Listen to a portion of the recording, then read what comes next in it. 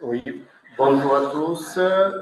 Si ceux qui sont connectés en visioconférence ont des problèmes de son, n'hésitez pas à les faire savoir, on essaiera de régler les problèmes. Donc bonjour à ceux qui sont ici sur place, bonjour à ceux qui sont connectés. Et pour commencer ces journées qui marquent les 10 ans du consortium, je vais d'abord laisser la parole à ceux qui nous accueillent ici dans ce musée. C'est la chance de pouvoir venir ici avec un environnement à l'extérieur qui est assez exceptionnel. Quand je suis arrivé ce matin, que le soleil se lever, c'est vraiment pas mal. Donc merci de me permettre de commencer ces journées dans ce musée. Bonjour à toutes et à tous, merci de me laisser la parole pour vous accueillir, je suis ravie. Alors, je m'appelle Claire Islin, je suis directrice du musée depuis bientôt 5 ans, maintenant à la fin de l'année. J'ai plaisir de pouvoir diriger une belle équipe de 80 personnes sur ce site exceptionnel. Je suis ravie en fait, qu'on puisse accueillir la journée du consortium, si j'ai bien compris, la 10e année en fait, existante de ce consortium 3D, et je voulais peut-être le mettre en lien avec quelques activités que l'amène en fait au musée.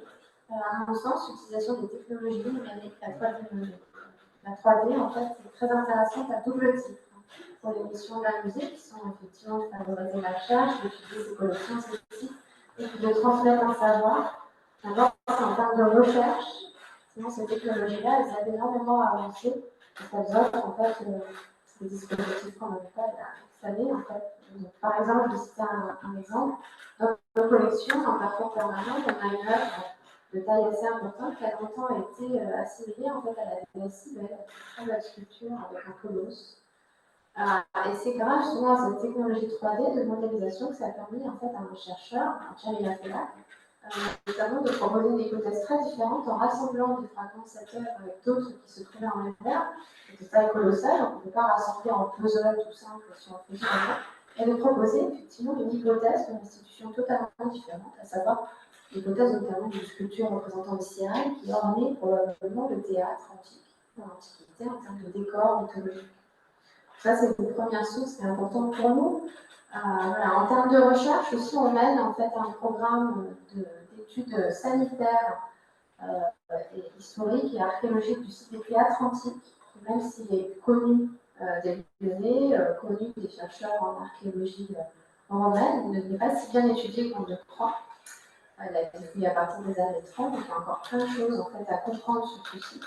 Et on utilise pour cela la technologie aussi HBIM, puisqu'on va en fait numériser l'intégralité du site sur 3 hectares, c'est quand même très important, on dépasse encore les échelles du théâtre antique de Rouen, par exemple, pour avoir un outil de recherche, de compréhension et de bonne gestion aussi du site. Donc ça, ce sont des technologies vraiment au service de la conservation d'un patrimoine et de la recherche. Et par ailleurs, en termes aussi de vulgarisation, de transmission des connaissances, qui sont essentielles pour nous amuser, mais surtout partager aussi tous ensemble.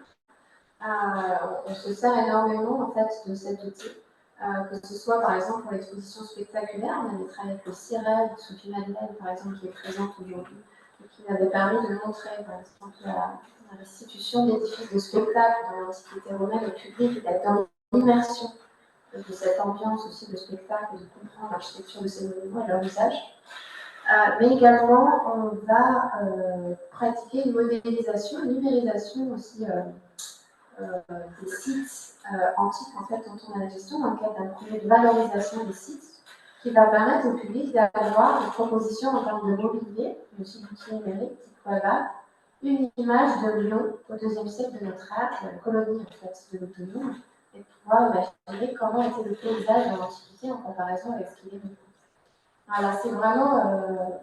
Je suis absolument ravie qu'on puisse vous accueillir ce film. Vous allez échanger plein de choses absolument passionnantes. Vous avez commencé ce matin, continuerez jusqu'à vendredi, sur ces technologies au service de la conservation d'un patrimoine, de la recherche et de la transmission des savoirs. C'est une excellente après-midi.